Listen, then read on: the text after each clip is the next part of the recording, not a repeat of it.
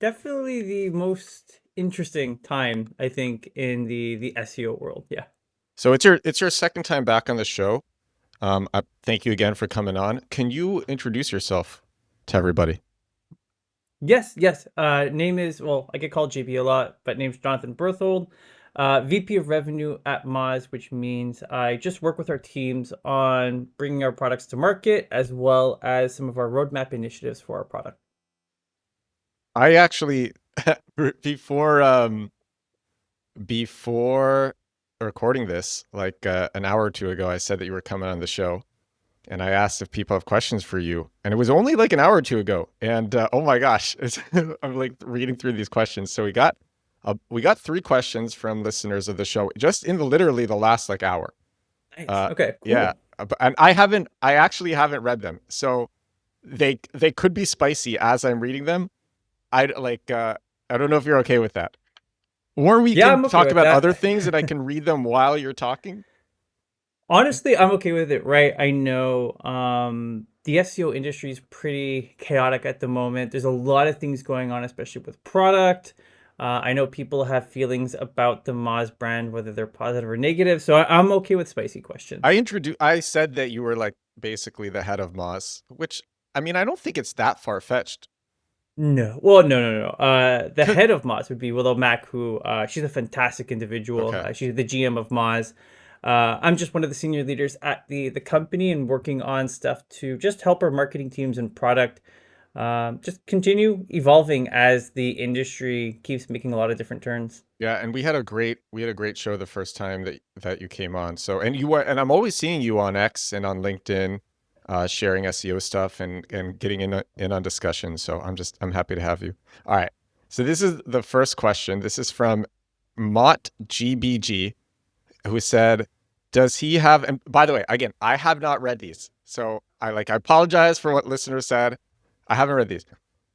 Does he have knowledge what percentage of the traffic to some website, for example, an accountant firm, is high purchase intent and what is medium in a funnel?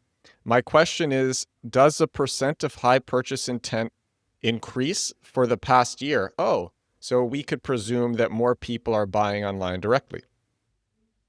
Yes, that's interesting. I think for that one in particular, it really depends on the type of traffic you're driving, right? So if you're a smaller business and you tend to get smaller amounts of traffic, it's potentially likely that if it's more direct or organic, it could be higher purchase intent. Whereas, obviously, if you're a bigger company, you're spending a lot on affiliate, you get a lot of low quality, low intent traffic. So it really depends on the blend of traffic that you're driving to your website and the investments you're making across the spectrum. For example, I've worked with brands in the past that really over indexed on programmatic spend, driving millions of visitors.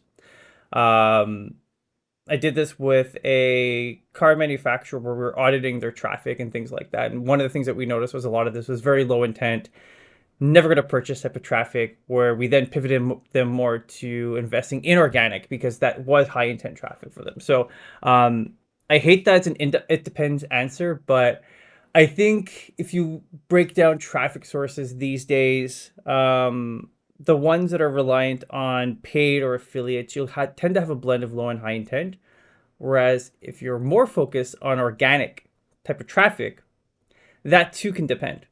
If you're doing SEO in a proper manner, whether you're a local business or a bigger business that services internationally or nationally, um, if you tend to have a higher skew of branded traffic that might have more higher purchasing intent, if you tend to have a lot of informational queries driving traffic to your website, that could be lower purchase intent because those users are looking to educate themselves, get answers to questions they have. So um, I think within the past year, we're probably seeing a shift of informational queries and traffic shift to LLMs.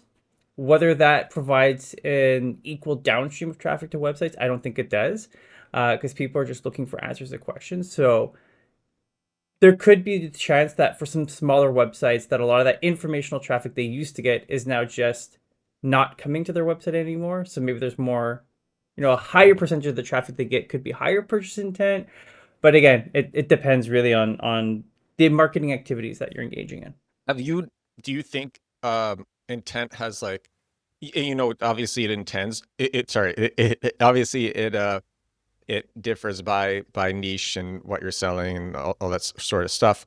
But like overall, within searches, do you think there has been any trend within intent? Rather, maybe it's going more top of the funnel, or maybe it's going more bottom of the funnel. Well, I could use Moz as an example, right? So for Moz, we get a lot of traffic historically. Um, Thank goodness for the team here because, not sure for yourself, Ed, but for myself, I learned a lot of SEO through Moz back in the Oh, day, yeah, I right? When I think was thinking about things, This is one of the things that we talked about, which was like the right? Moz's Beginner's Guide to SEO. When I read that, changed my life. It changed. I felt like I understood the internet. That really was like a defining moment in my career was reading that. I'm not even joking. Exactly. So things like that have been driving a lot of sustained traffic. And I think once LLMs start coming around, once AIOs start permeating in SERPs, you now have AI mode. Eventually Google's going to push web guides, but that's going to be more for transactional. Um, we've seen some of that traffic that would typically come through organic search now either going through LLMs, or we're seeing more impressions, less traffic because of AI overviews. And that's more for our purely informational content.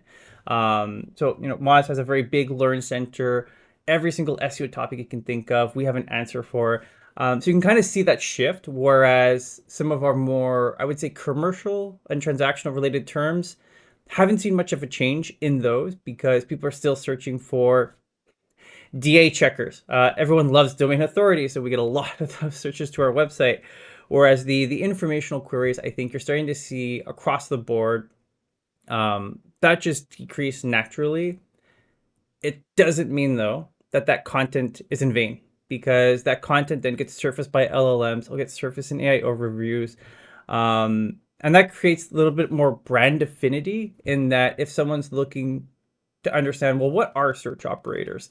And they find their answer in ChatGPT or Perplexity. And it says, well, according to Moz, da, da, da, da, da, then that builds that first brand connection. So, I do think from the informational query perspective, that's well known, is that a lot of content out there is now just being siphoned by LLMs. So that does cause a natural decrease in traffic.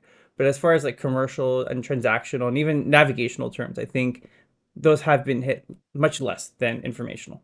Yeah. Have you has it, I mean, I don't know if you can really talk about this, so maybe it's a silly question, but this method of marketing is so effective, I had to make sure it wasn't against Google's rules before I kept doing it. It's a form of SEO I call compact keywords. Whereas most SEO focuses on putting up articles to answer questions how, what, when, compact keywords focuses on putting up dozens of pages that sell to searchers who are actually looking to buy. These pages rank on Google and convert so much better than normal that when I discovered this years ago, I couldn't believe this was allowed. It's less work too. The average compact keywords page is only 415 words. Compact Keywords is a 13-hour deep course on getting sales with SEO. A customer recently said, "Each lesson is dense with information. You're giving years worth of experience boiled down into 15 to 30-minute lessons with no filler or fluff. I feel like I'm gaining a new superpower." Compact Keywords is about setting up an SEO funnel that brings you sales for years and years and years. It works with AI, it's less work than traditional SEO, and it makes way more money. You can get it now at compactkeywords.com. Back to the podcast. Do you have any thoughts? Because like you said, Moz does have such a rich knowledge base, and LLMs are citing that and reducing. I mean, are you seeing, I think you said you're seeing reduced traffic to that knowledge base. And so has that affected the business at all? No, no, it hasn't affected the business because we see other streams of traffic through direct, obviously, because we do a lot of brand marketing. We do a lot of partnership marketing. We also have, obviously, my background is in paid and affiliate in addition to SEO. So I've really optimized those systems with the teams here. So from the traffic and business perspective, we haven't seen any changes. It's more a lot of traffic either getting rerouted or people are finding the answers seeing Moz being the source, and then that provides a downstream impact later on. We have seen a lot of traffic coming in from ChatGPT actually for a lot of our informational based stuff in the Learn Center. So that's a good sign, meaning that we're writing the proper contents, getting cited. Um, so yeah, so thankfully, knock on wood. But the unfortunate reality is, we're a big brand, we're well known. Not a lot of the smaller companies or even brands have that luxury. So I think, I would say Moz is an edge case in that regard.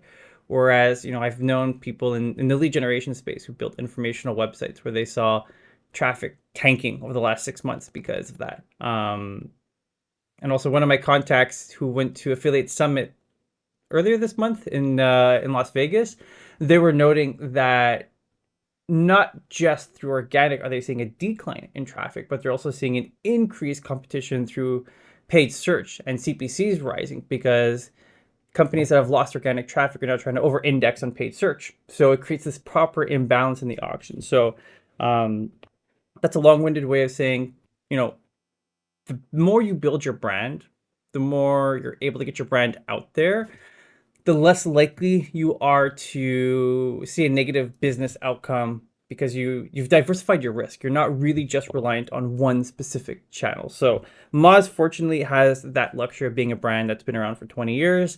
I can't say the same for smaller brands, unfortunately. Honestly, I was so I made an episode about topical authority a couple of days ago. And one of the things that I share, and it's crazy, this is what Rand was talking about on Moz's Whiteboard Friday in 2012. And he was like, yeah, I think I think like I think he was saying like exact match anchor text won't be as important as it is, and actually like Google's going to look at the words around the language around what the where the link is in the paragraph and the page and the site and all sorts of relevant signals with this. And like Rand was talking about like before the term topical authority even existed. Rand was talking about he had no beard and he was doing a Whiteboard Friday in 2012 on this. And what's so funny too is like, first of all, the knowledge base that you have because of all of this SEO content for so many decades is incredible. And then it's like you hear like geo people talking about this now like it's like a novel concept or something. And yeah. It's absolutely fascinating to see how different pockets of the industry unfold, not just within SEO, but overall. A good example is the direct to consumer community, ecom. A lot of them are just opening up to organic search now because of GEO, where there's this interesting facet now, and a lot of people think that they can game the system. But at the end of the day, as you're talking about, Brian talking about this years ago, it's all going to come down to brand marketing. It's always going to come down to brand. And I think, Brian was a bit of a soothsayer in that regard. He built a lot within the industry, and I think um, he was right in that sense. And I always saw him as someone who challenged the status quo and challenged the industry thought leaders. And he was right on a lot of it. So in terms of brand, definitely very important. But you made a good point about like GEO now, and it's making a lot of people wake up and having them look at what they're doing from a marketing perspective. Are they doing the right stuff? Traditionally back in the day with SEO and link building, you could spend $5,000 a month on these non-branded links and you'd see your rankings shoot up overnight. Now the efficacy of that is very little. And even if that were to work, you're then relying on a single channel. Whereas there's so many social media platforms now, there's different LLMs. It's all about brand. How do you get your brand mentioned everywhere? How do you get your brand cited everywhere? How do you make sure you're getting reviews? And, you know, like for example, if you're a gaming company, how do you get Linus Tech Tips to like cover you? So this is where brand becomes a very important part of the whole marketing ecosystem. And, my whole perspective behind this when I ran agencies was, and especially here now at Moz, is it has to be a interconnected ecosystem in that it shouldn't be, well, I'm going to do this for SEO, and then you have a different strategy for paid media, then you have a different strategy for affiliates. It has to be an interconnected ecosystem that has one main strategy, and everything else that follows is just channel specific tactics versus what a lot of marketers have done in the past is they would approach SEO as a strategy, not as a channel to execute tactics. And then you would see inconsistencies in terms of the content they write, backlinks they built, relative to what they're doing for PR or relative to what they're doing with influencers and affiliates. And then that ends up creating a discordant system where consumers have no idea what this brand is.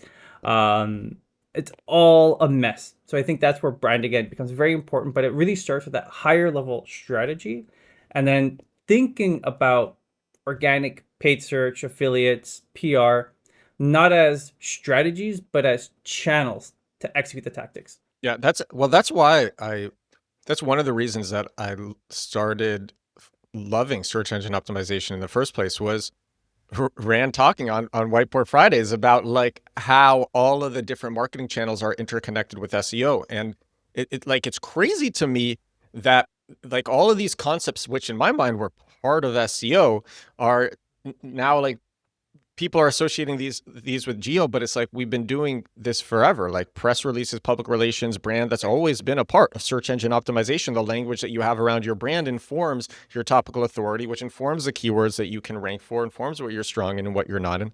And that was one of the things that Moz talked about early on that I really vibed with.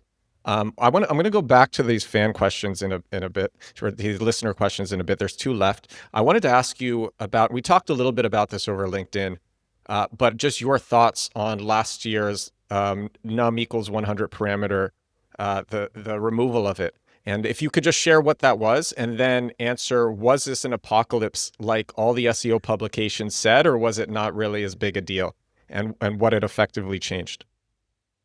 Yes, so basically the whole num equals 100 facet. And it's interesting because I explained this to my wife at one point because, I was talking about all this different stuff. I talk about my work a lot with her, and I try to break down these concepts into simple stuff. So at the end of the day, prior to this change, Google was basically allowing anyone to use an API to get the full 100 results, right? 100 organic results, inclusive of any other search features or ads within that one.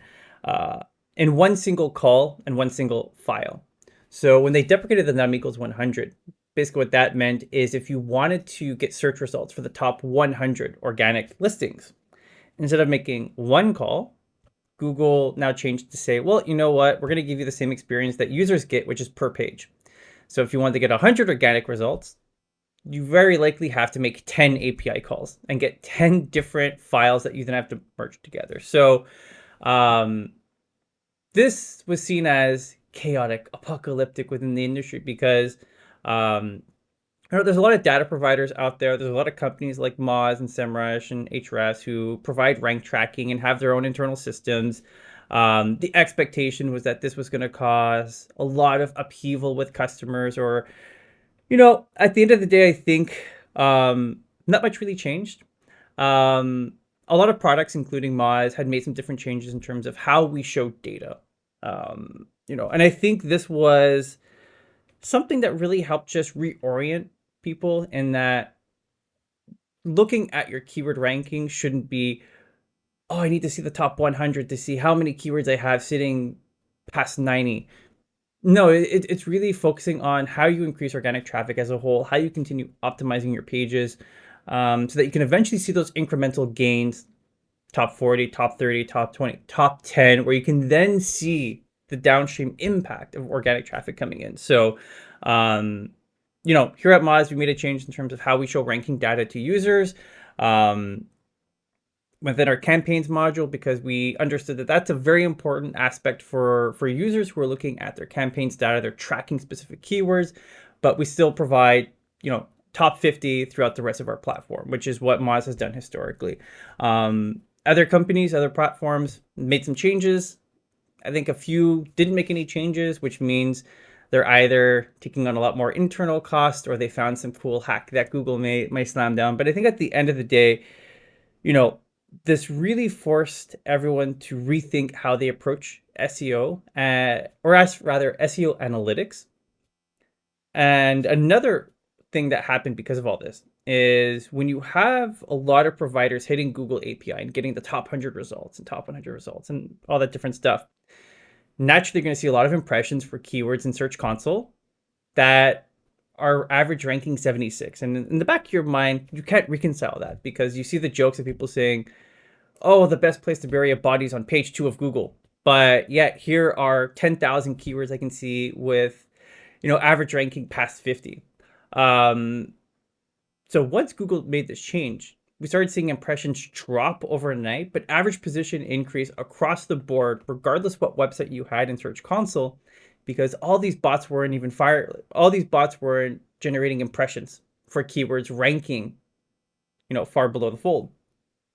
So while this did cause a little bit of chaos in terms of how some people do their day-to-day rank tracking analytics and how they view their data, I think at least within Google Search Console, it gave people more realistic data that they could rely on in that, hey, if I have this keyword ranking number 76 with 1,000 impressions, very likely 99% of those impressions were from APIs and bots. So all that to say, this was a very big random sudden change from Google, but it also shows how the entire ecosystem is so reliant on search data. At the end of the day, sometimes you just need to go past that data and think about, from an SEO perspective, am I doing the right stuff that will then move the needle further? The gains you can get from ranking number 76 to 65 are not as impactful as going from number 15 to number 5. And that's where the focus of your optimization should be. And once you start thinking about SEO from a how do I get this from a per keyword level to how do I get this from a per topic level, you'll then see the fruits of your labor.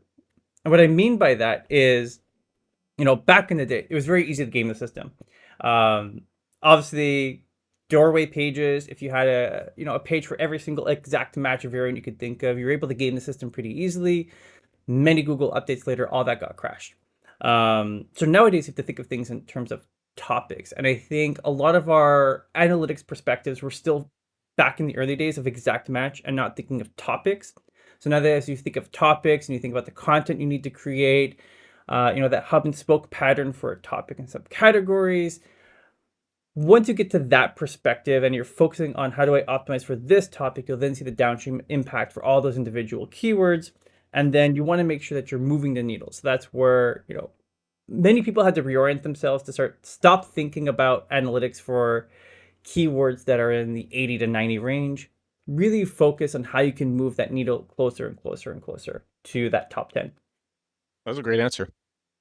That was Yeah, really in depth. it's interesting because at the time it happened, I remember seeing the panic on LinkedIn, Twitter, and all that, or X as it's called now. And in the back of my mind, I was thinking, you know what?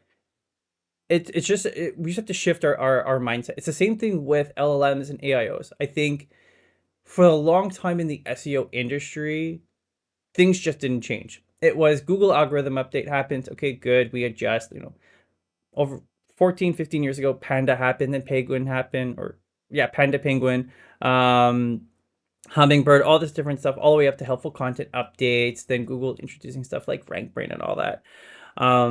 But it really didn't change how SEOs viewed analytics. It really didn't change how SEOs view the traffic coming to their website. And then over the last year, or a year and a half rather, with the prominence of AI overviews now, this changes how we look at SERPs now. With the people going to LLMs, ChatGPT, Perplexity, Claude, all that different stuff. Again, we have to change now. We have to think of a new traffic source, AI tools. And then with this num equals 100, I think that was just now SEOs are getting used to thinking about, okay, this happened. How do I rethink my analytics infrastructure? How do I rethink showing an ROI? And a lot of SEO agencies have been very focused on saying, well, here's your top 100 rankings. Here's how we're moving the needle. Here's how you can justify paying us several thousand per month. And I think for the agencies that were still stuck into that model, now they're forced to change into, well, show the actual ROI. Show how many leads you're generating. Show how many customers you're generating. What is the true ROI? And the true ROI is not going to come from rankings. It's going to come from sales and leads and customers. So again, it's just all these different changes with, SERPs becoming inundated with LLM answers. You have LLMs, you have num equals 100 changing how people even look at rankings anymore. This just, again, it's the evolution, I think, of SEO. And that's where, again, brand becomes very important. because then instead of focusing on how do you move the needle for keywords that will never rank in the top 10 because it's just so competitive, refocus your efforts on, well, how do I increase the prominence of my brand so that more people search about my brand, which will then have an impact across the board. For me, I think the num equals 100, there was a lot of panic about it back in the day. I think it was more so for a lot of tool providers just thinking about, you know, being cautious with customers who've gotten accustomed to certain ways that if they implement a change, will this cause havoc? Fortunate reality is all tool providers had to go through this. And I think all SEOs that work with clients had to go through this as well and explain what this change means for them. Um, and it hasn't been as chaotic. I think it was the first couple of weeks the news broke that everyone was in a panic, and I think everyone just kind of normalized after that. I was trying to get you on the show at that time, and you were so tight-lipped. I'm like, "Come talk about this." And you're like, "Let's do it. Let's do it in a few weeks." And so, but I'm super appreciative for this answer that you just gave. Yeah. I think I'm trying to remember when that happened. If it was before or after I went to London for MozCon, because there were so many different things going on, and this came out of the blue. Um, so obviously, and at Moz, we had to make some updates to our platform. Our enterprise, stat analytics had to make some updates to their platform. Competitors across the board to make some updates to their platform. And really, I know Tom Capper actually provided a great post on Moz about this in terms of, what this change means, how should we react to it. So yeah, I think it's one of those things where there was a lot of panic. Even myself, I'm like, well, what does this mean? And then once I calmed down, like, okay, well, this is just the evolution of search. This is just the evolution of how people look at their analytics and understand the impact of their efforts, because it was hardwired, especially me as a consultant, in the SEO days. It would be amazing when you see new keywords ranking and they're ranking at 67. You get to show that to a client. You're like, well, here's the impact of what we're doing. Well, how are sales this month? Sales haven't changed, but here's new keywords ranking. So I think it was just a mental model switch that a lot of people had to make. So yeah, it was interesting. It was a fun summer, I think, with that. Yeah, yeah. Um, do you think it changed prices at all across the industry, across the tooling industry? I think it's an interesting question. At least for Moz, it didn't change anything in terms of how we price, mostly because we have a varied feature set. And also, I can happily announce this. The reason why we didn't increase prices or make any changes because we've been so good at optimizing our product that over the next month we're going to launch an open beta. We're a little bit late to the game with BrandViz tools, but rather than pricing them as add-ons, we're going to incorporate them with an existing plan. So, a lot of what we've done at Moz is to make SEO affordable for our target audience. So for us, fortunately, we didn't have to make any price changes. I haven't seen major changes from a lot of the tools that I would classify as targeting self-service. So like SEMrush, Ahrefs, SE Ranking, Moz. I do know that there's a couple of like enterprise rank tracking solutions. I'm not thinking of Stat. Stat hasn't really changed anything.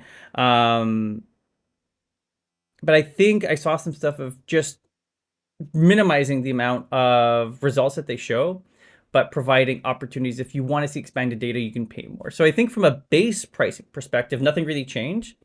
But if you want more data, opportunities to showcase, and I know some of the other enterprise rank tracking solutions in the industry have implemented some updates in that regard. So at the very least for customers, nothing changed from a base perspective, which again is a good thing. And I do want to commend the other tool providers for not seeing this as an opportunity to bilk customers, because we are living in a hectic world. The economy is always going to be tough, and with the cost of everything these days going up. So fortunately, knock on wood, I haven't seen the price from what I'm exposed to increase. Why do you think Google removed num equals 100 in the first place? Oh, that was one of their first real attacks against OpenAI. Um, because if you look at OpenAI and how they provide answers to users, a lot of the stuff that they pull historically has been from Google searches. So, this I think was a very big shot from Google against OpenAI to say, you want to take our SERP data? Well, here's a big change that we're going to build. Either you pay for it or you build it. Um, which I think has provided, since that update happened, OpenAI has been getting hit left, right, and center from all of the providers, right? So if you think about the LLM, and now we're deviating a little bit from search, but it's a fascinating topic that I love, which is who's going to win the LLM war, essentially? Is it Google with Gemini? Is it Chat or OpenAI with ChatGPT? Is it Claude now, or Anthropic rather? And I say Claude because I'm from Quebec. It's also known as Claude. Yeah, I'm like, quote. So I'll say Claude, No, but it's I'm used okay. to saying Say Claude. whatever you're Yeah. familiar with. I've never Um, heard Claude pronounced Claude, but yeah, it's Claude. yeah, it's Claude. There we go. Claude. C'est en français. So yeah, so this is where I think that was a huge shot across the bow from Google to OpenAI to say you want the data, pay for it, or we're gonna block you. Um, which is it's absolutely chaotic because at the end of the day, these LLMs with billions and billions of funding are fighting and determining how small businesses can see their data. But I think from the LLM perspective, that was Google's first shot. And when you think about tools that people use now, they're, I think it was about a year ago, people were saying, well, ChatGPT is the best. OpenAI will win this. They have image gen. Well, Gemini's come a long way now with Google to the point where image gen's probably better with Nano Banana. There's a lot of things you can do with Gemini. It's integrated into a full ecosystem that OpenAI doesn't really have. Then what I see every day is everyone championing Claude and their tools, right? Claude Code, Claude Work. They have this whole system now that you can connect to your desktop so it could run tasks autonomously, in addition to Claude Code, which can run coding autonomously. So then you have Perplexity, which people view as the best for, information and research to the point where what is the moat that OpenAI is building? And I think that's becoming a big challenge for them because what they have is the brand recognition. Because that was the first tool, first LM that a lot of people use, but I think Google's done a lot with Gemini.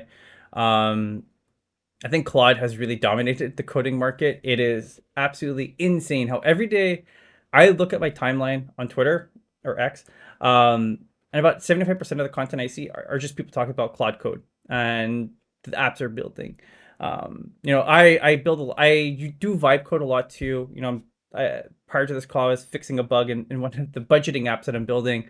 But I use Cursor, which uses a lot of Anthropic models. So it's interesting in the sense that I think this whole num equals 100 and why Google did it was a shot at OpenAI. And since then, I haven't seen OpenAI really do anything that should make it the preferred LLM of choice other than just having a nice ecosystem or nice user interface. I still kind of use it because I like stress testing all the different LLMs to kind of see which ones are strong. I do think if you're building stuff, um, ChatGPT is good at providing recommendations on UX for apps, but other than that, I haven't seen anything that really shows it's better than Gemini or Claude for very specific use cases. But I think what I most use it for, I think it writes better copy. I think it writes more natural copy. Yeah, it's interesting. So I've had that experience where I get better copy out of ChatGPT than Gemini. I have fed ChatGPT a lot of the content I've written over the years and say, please write like me in my style or create the outline. So I do think from a content perspective, I've had positive experiences. I've heard others, including actually Chima on our team, who prefer Claude. Really? So it's Oh, I've heard that. interesting. I've Yeah, heard that yeah, too. I've heard people say Claude too. yeah. And it's one of those things where I haven't played too much lately with Claude and some of the updates, and I want to try Claude Work and run that independently of the apps I'm building to kind of see what works better at the end of the day. But um, yeah, I think it's going to be fascinating to see how this all unfolds. But the interesting dynamic that I see is we went from people saying OpenAI is the future or ChatGPT is the future, and then Google's failed Bard experiment was like a laughing stock. But look how quickly perceptions change. Gemini is now super powerful. It is absolutely chaotic how that just came barreling down. But to me, the big lesson behind that is you can never doubt Google or Alphabet rather. Like they are the giants for a reason. If they want to win a market, they will. And I think this is the classic example of people underestimating Google's investments into their LLM technology because Gemini is a fantastic model now. I love using it. I know, I use it for work specifically because we have it integrated into a lot of our different systems. So yeah, all that to say, I think it's going to be interesting to see how the next year unfolds. I think um, because of that stiff competition, because of how Google has just made a lot of progress with Gemini. That's why we're now seeing OpenAI integrate ads into their system, um, and that's going to be for to go from saying we'll never have ads in our platform to trying to monetize within a year. I think just shows that the cash is burning at OpenAI. I do think it's interesting the ad model they're going forward with. I don't know if you've seen this, but um, traditionally when you launch an ad model, you can go one of two ways. You can go CPC or you can go CPM. They're going the CPM model, which is very similar to like programmatic or Instagram or something like that, which I find fascinating because they have minimum ad spend commits of I think $1 million. So obviously they get the big brands who spend money and burn it through programmatic anyways. I think where the issue becomes is once they try to launch this to a wider audience, until they can get the algorithms to effectively optimize for users to generate an ROI, that's going to be a hard product to scale. Just look at Meta. It took Meta years to refine the algorithm. I remember buying paid media through Facebook when they first launched it way back in the day. And it was the very most basic ad unit to grow page likes and engagement.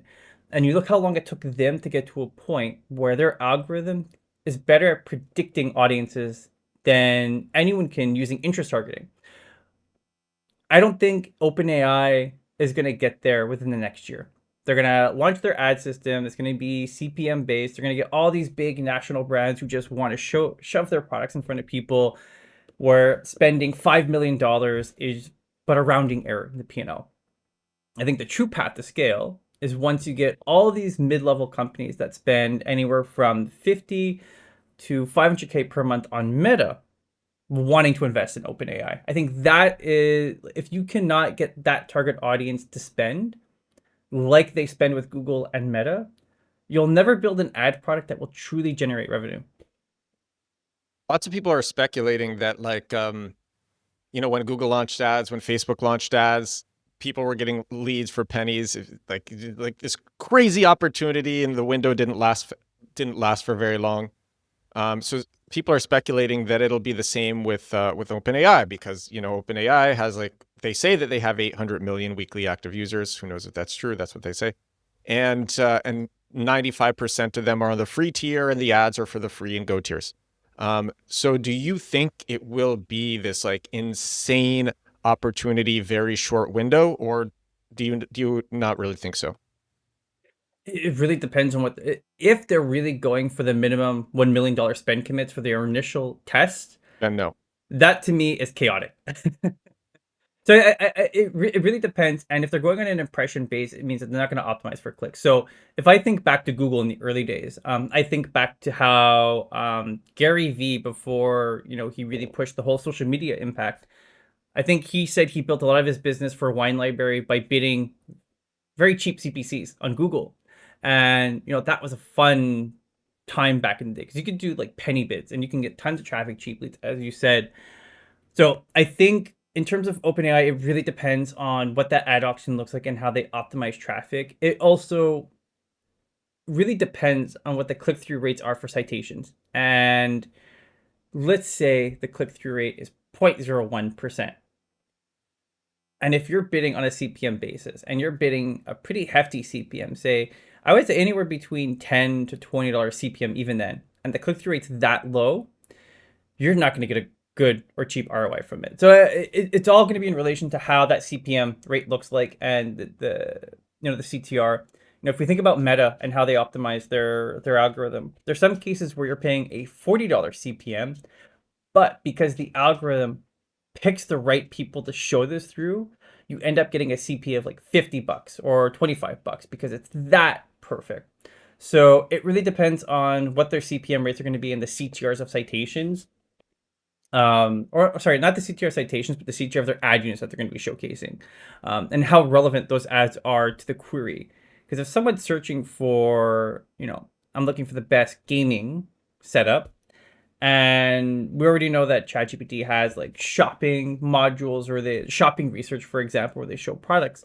If a user's going through that entire ecosystem and then an ad comes up for something that's slightly off base, why would they click on it? So it's gonna be interesting. I don't know if I have faith in OpenAI to kick this off as well as they can because of their wish to go to the CPM model and because the intent that people are going to have to click, especially if a lot of the searches are informational. It's going to be fascinating to see unfold. So, do I think people will get cheap leads from it? I don't think so from the beginning. I think until they're able to optimize that properly and until they're able to get people cheap CPMs and cheap CPCs, it's who knows. Like look at LinkedIn. LinkedIn's a fantastic example of an ad platform that very expensive CPCs, very expensive CPMs. In some cases, if you crack it, you can really scale. But it's really like, from a B2B perspective, it's perfect. Lead gen, downloads. But when that first came out, that was a very expensive ecosystem to play in. That was if you had a client with $1,000 a month budget just to test LinkedIn, you were probably getting less than, fewer than 100 clicks. And it was hard to show that ROI to clients. So, yeah, it should be interesting to see that unfold. OpenAI says that ads, will be clearly labeled sponsored and won't interfere with their like normal results.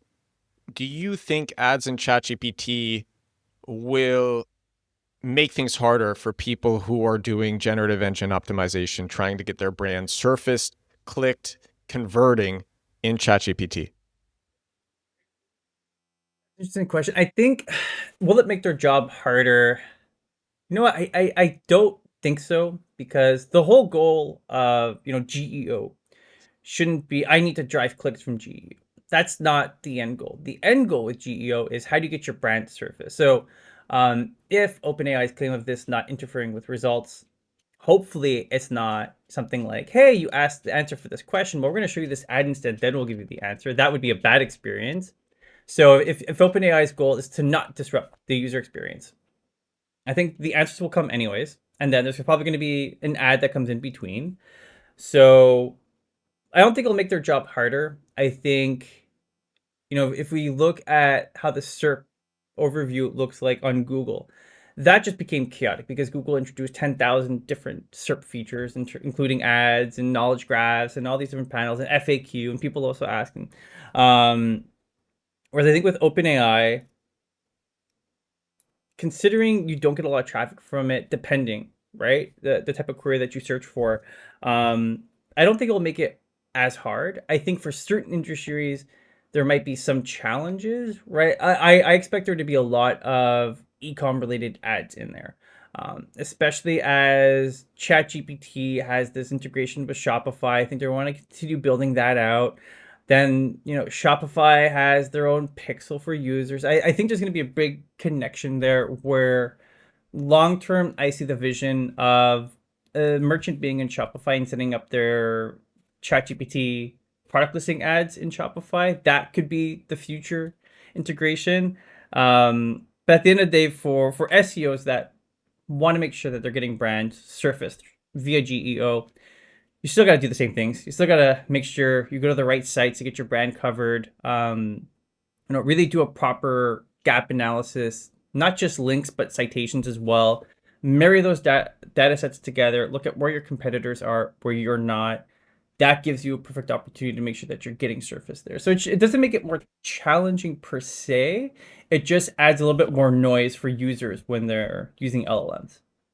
You were posting a lot about UCP, the Universal Commerce Protocol, and I'm I'm in a group chat on X with like some of the biggest SEOs on X, and we've been talking about it a lot. And I'm curious your take on it. I think this just goes back And to also, sorry, Google's. also will it change things as well for SEOs? Will it actually are there changes that SEOs or webmasters or um, merchants need to make? Yeah, I think with the UCP, that's just reinforcing Google's the giant in the industry, and they're working with all these big brands to surface that information. Is there work that SEOs can do? I think it's really just it goes down to product listing optimization and making sure that they're providing the right contextual cues around their products, so that when Gemini surfaces some of this information, that they're picking the right products. So, if you have a bare product description, not a lot of attributes, very unlikely you'll ever get surfaced. But if you have rich, in-depth product description pages that provide a lot of information, if you're implementing the proper product schema, it makes it easier for these LLMs to digest, pull the right information. But then on top of that, making sure you have the proper review set up and getting people to review your product. So there's more contextual cues. So I think it doesn't really change much for the Doesn't change for the it. yeah, like That sounds like SEO. it at the end of the day, that's what it It is, sounds right? like good So, SEO. Have rich descriptions, like use the right keywords. Like and I always found this one pretty interesting, because now that LLMs are recommending products, and everyone's like, oh, you got to optimize it. When I was doing paid search and doing a lot of Google shopping for clients, the whole goal around Google shopping product listings was you got to optimize your product listing as much as possible, and making sure that there weren't a lot of inconsistencies between the feed you submitted to Google and what was on your page. So I applied a lot of that optimization practices organically. And then, hey, Google eventually launched organic merchant listings. So I think at the end of the day, it's just proper CRO, proper optimization, and it's doing good SEO. Good SEO will get you to like 95% of the way to doing good GEO. The remaining components are just brand marketing, getting mentioned in places, getting people to create video reviews that LMs can pull from, or right. It's that unlinked component, but brand mentions have also been a term that SEOs have been familiar with for a long time. So this is where it's interesting, when I see the take saying, well, SEO is dead, GEO is the new thing. Well, like, successful GEO is mostly successful SEO. And if you think of SEO as an evolved tactic with brand marketing, that's pretty much GEO. But if you still think of SEO as some of these, you know, affiliates do that I used to speak to, where it was just buying links and PBNs and all this different stuff. Well, of course, that's gonna suffer now, because with PBNs, you're not building a brand, you're building unbranded links that are not going to provide any value to any of these LLMs. But if you think of SEO as a brand marketing tactic, that's where it really becomes good SEO is good GEO. I want to go to these to these listener questions. So Brandon James 7922 asked, he said, I'm interested to know what he thinks SEO marketers need to do to adjust to the zero-click search majority status quo and how to think about AI SEO. So we've been talking a lot about that, but so he's specifically asking about zero-click searches. Yeah, so for zero click searches, again, that's going to be a lot of those informational queries. I think, you know, you'll see zero click searches for those, but maybe LLMs will pick up that content. Maybe that drives so when I mentioned earlier today how we saw a bit of a decline in traffic for some of our informational based content, but we're seeing some of that get rerouted to LLMs. So I think that's just a natural evolution of the SERPs. It'll be interesting to see long term how that Google ecosystem evolves. Same thing with being another search engine, of course, but um, zero click searches have been an issue for a long time. If we think back to Google's people also ask widget or featured snippets, it's something we've been dealing with for a long time. But I think the opportunity now is when most of those searches were done on Google and people were getting their answer quickly through a featured snippet or even an AI overview. It was, ah, shucks, I lost that click.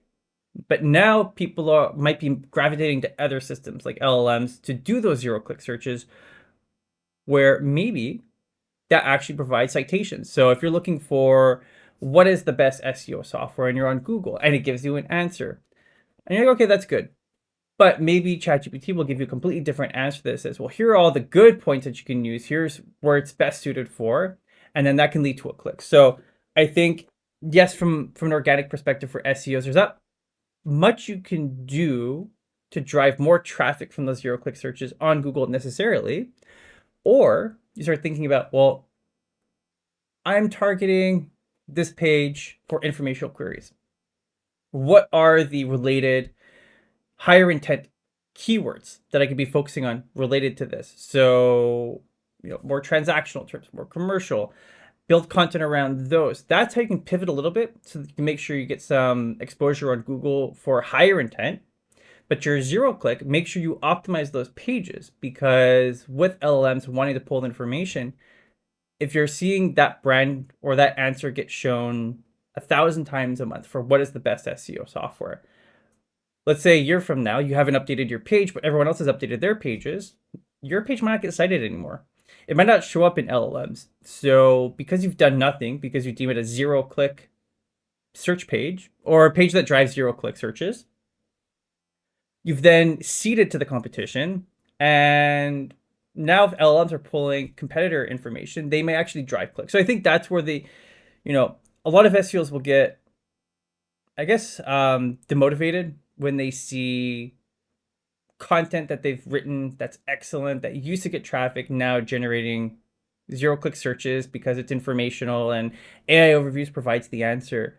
But the opportunity, I think, is continue to optimize that, continue to make sure the content is fresh. Think about the other related topics that are more higher intent. Again, a good example is, compact keywords, focusing on the more of those higher intent opportunities with less search volume. Think about those pages you can create to kind of fill the gap, but then LLMs will still pull this information. If LLMs are pulling information and they can drive users and create that brand awareness, brand affinity opportunity for you, the effort's not in vain. So yeah, it's the new era of SEO and GEO. It's no longer how am I showing up on Google. It's now how am I showing up on Google and ChatGPT and Perplexity and Claude and all this different stuff. See, when I discovered the compact keywords method in like 2019, this was well before LLMs, and I was just like, oh my God, this is like way better than the skyscraper technique. Like this is so this is so much better than informational content than mostly going after informational content, which I would say up until recently has been the status quo in search engine optimization, has been going after informational keywords because there's more volume. And people, again, like I always say on the show, people want to go after the sexy keywords, and they don't think as much about keywords that don't have much volume, but they convert like crazy amounts. Not like a little bit more than informational, but like multiples of informational. And yeah, so actually, like personally, I think going after purchase intent keywords was always the best way to do it, but just not a lot of people even thought like that. Because honestly, a lot of like quote unquote SEO gurus, especially ones back in the day, would tell you to go after informational keywords. Like when I read, and no offense to Brian Dean, he's a legend, but when I read his skyscraper technique article, and I believe he was the one who coined that term, I like, this was when I didn't know much, and I'm like, oh, this is evolutionary. You just put in more work than everybody else and make something that's 3,000 plus words, and and you rank for that, and you rank for so many other things. But like, honestly, that's a lot of work. It's a lot of work. It's competitive, so it's harder. And or instead, you can go after keywords that aren't competitive, that are going to bring you customers right now. And these also do really well in LLMs because there are large gaps with these keywords. Purchase intent keywords have not a lot of people are targeting them. And so Exactly. Yeah. they rank well, and they're covered by LLMs. Somebody, I wasn't going to ask this question. This is from a listener, Coffee and Muffins, who said this, and I wasn't going to ask it, but I think it's okay to ask it because honestly, everyone thinks about this. So someone said, ask him if he thinks AI will take his job and when. Everyone thinks about this. And yeah. Will AI take my job? I think, at the end of the day, it's going to be an interesting evolution. I think AI is just enabling people to do more. And if we think about historical trends, people were afraid, oh, shoot, the computer is going to take my job, or calculators will take my job, or this technological advance will take my job. The funny thing about And I'm gonna say this, like the funny thing about capitalism is that there's always gonna be industries that will either develop because of new technological advances, or everyone's afraid of consumers not having money, so they'll find jobs to create. I do think we're seeing a shift now where, especially in my day to day, there's a lot of stuff that I can do with LLMs that would have taken me a lot of manual time before. Has it resulted in me doing less work? Actually, I'm doing more work than ever before in my career. So I think I've had this philosophical debate internally, right? When I started seeing LLMs a couple of years ago doing crazy stuff, like, well, that's the end of my career. But actually, now the way and the perspective I have is, oh wow, this can enable me to do so much. And I think what you're gonna start seeing with LLMs is you will see some industries get impacted, but we've been hearing about, oh, AI is going to replace content writing. Has it? You still have content managers and strategists who are refining content, and they're using LLMs to produce more content than ever before. Omni-channel stuff. Same thing with designers. Oh, AI is going to replace designers. Has it? I think it's made designers even sharper. A good example of this is, there was a member of my team in our design department, and we were thinking about UX pathways, and he used LLMs to do a lot of user research from different apps and different ecosystems to think about, well, what are the common pitfalls that a user can get into? So I think AI is going to help enable people to do more.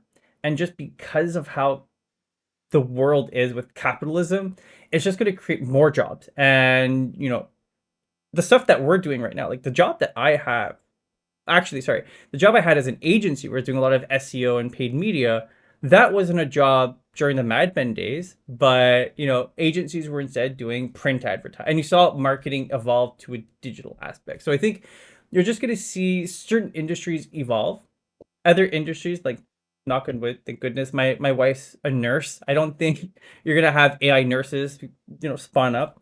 There are some industries that are gonna get impacted, but I think you'll see new types of roles get created. I think you're gonna see, there's already new roles being created for AI architects, people to develop these automated workflow systems. Vibe coding is not going to replace engineers. You're still going to need engineers to do QA, code review, strategy, these complex backend systems.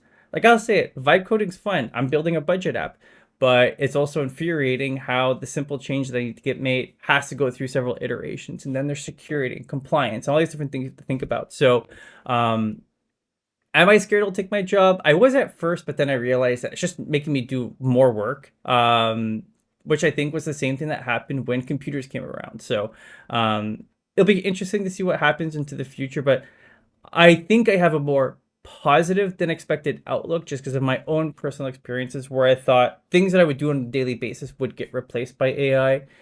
So some of the manual work, yes, but then I'm doing a lot more strategic thinking.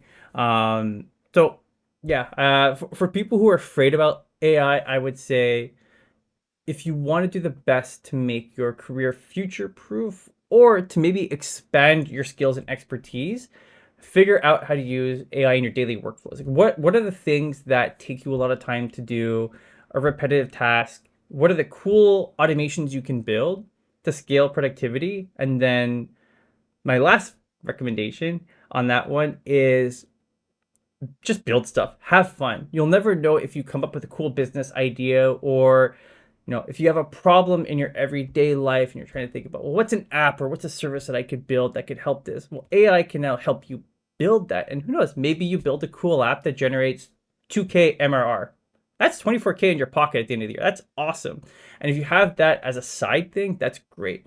So that's my perspective on AI. It is definitely a lot more optimistic than most, but I will say I have had, since LLMs became, more apparent, I have had those internal reflections thinking about, well, where's my career going to be in 10 years? But I think as long as we continue to follow history, this is just going to enable different careers to be created. Some may change drastically, others may not change, and new ones will be created. Yeah, I don't know, maybe it's naive, but I'm not afraid at all. I use LLMs every day, Yeah. and I'm just like, man, this stuff is so bad. Like, a lot of this stuff is so bad. I mean, like, if you get SEO advice from an LLM, I mean, it's just going to give you the most generic advice, and most of the generic advice is really terrible. Like, Right. Yeah. like even like, and we use images all the time. We use AI graphics all the time. But like even like images, like I can't have ChatGPT create an image of me. It always looks a little bit different.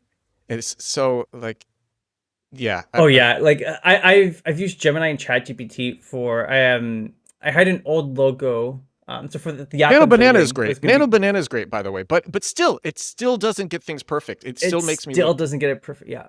like, why is my Yeah. forehead so So big? Oh, my chin isn't that wide. I mean, like I'm flattered, but my chin doesn't look like that. We had this call scheduled for 45 minutes. I don't know if you still have time to talk or if you have, or if you got to oh go yeah, I'm and gonna have to hop off soon. Yeah. yeah, on a must call. All right, Jonathan. Well, man, I wanted to ask you about your thoughts on if AI mode will become the default this year. I really That's an wanted your thoughts interesting on that. one. Yeah, do I think AI mode will become the default this year? I'm torn between that and web guides in the future for Google. I really think with AI mode, it depends on is Google set up to monetize that properly through ads? Because obviously with the traditional SERP and AI overviews, there's tons of ads, and they've made it so that you don't even know if you're looking at ads sometimes. I remember back in the days when they had the very clear yellow label. That's all gone now, and it just looks like a featured snippet. Um, do I think it'll become the default? I think it'll become the default if Google is able to properly monetize that type of SERP, or that type of experience for users. I think there's a lot of money that they make in paid search, and that's an ecosystem they do not want to disrupt. If they are able to have AI mode in a way where users can still get data with all the ads that they need to make money, um, and who knows, maybe it'll become the default for informational queries, and for the more transactional, higher CPC queries, they'll still have traditional SERP. So I I don't think we're there yet where it becomes a default unless they figure out that plan for monetization. You think the results from AI mode are even good enough to become the default? And does Google even care? Um, Good question. Does Google care? I don't know. Um, I will say, like, if I look at example, I'm just running something here in AI mode on the side. I put like best CRM software, and they give you the top listings like Zoho, HubSpot, Salesforce. And the funny thing is with HubSpot, there's not even a link to HubSpot. So if I want to click on that, so definitely from a quality perspective, I think the traditional SERP's still better. And yeah, I don't think this has become the default unless they figure out that path to monetization. I think they've struck a chord with AI overviews and traditional SERP for a lot of the stuff they do.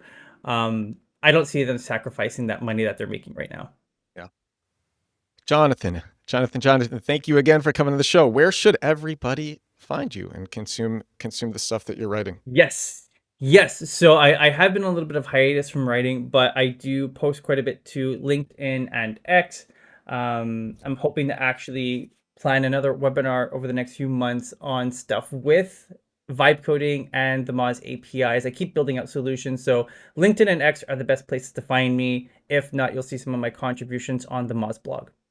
Thank you again for coming on the show. This was a very fun episode. I really enjoyed your answers. So yeah, and um, so this episode 934 of the Edward Show. Haven't missed a day since our last one. 934 days in a row doing this That is podcast. insane. It's crazy. It really is. Like I think about it sometimes. I'm like, wow, how did I do that? That's wild. If you watch this on YouTube, thank you so much for watching. If you listened on Spotify or Apple Podcasts, thank you so much for listening. And I will talk to you again tomorrow. Bye now.